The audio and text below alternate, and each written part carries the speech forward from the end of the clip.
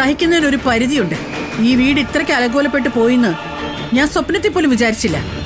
ഈശ്വരമംഗലം കുടുംബത്തിന്റെ അധികാര സ്ഥാനത്ത് എത്തേണ്ട നിനക്ക് ഒന്നും അറിയില്ല എന്ന് പറഞ്ഞ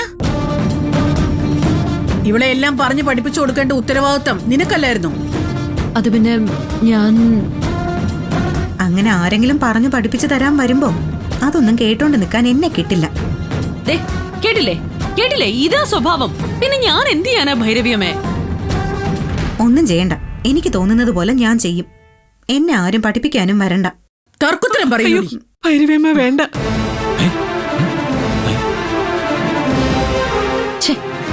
എന്തിനാ പിന്മാറിക്കളഞ്ഞത്? ഒന്ന് പൊട്ടിച്ചൂടായിരുന്നു അവൾക്കിട്ട്. അറിയാത്ത കാര്യങ്ങൾ തല്ലി പഠിപ്പിക്കാനും എനിക്കറിയാം. എന്താ കാണണോ നിനക്ക്? ഭൈരവിയമ്മ തല്ലിയാൻ ഞാൻ കൊള്ളും. ഇങ്ങനെ ചെയ്യണോന്ന് എന്നോട് പറഞ്ഞാൽ ഞാനത് അനുസരിക്കുകയും ചെയ്യും. പക്ഷെ വേറെ ആര് പറഞ്ഞാലും ഞാനത് കേൾക്കില്ല. കേട്ടോ കേട്ടോ, ഇവള് വേറെ ആരോ എന്ന് ഉദ്ദേശിച്ചത് എന്നെ തന്നെയാ, എന്നെ മാത്രമാ.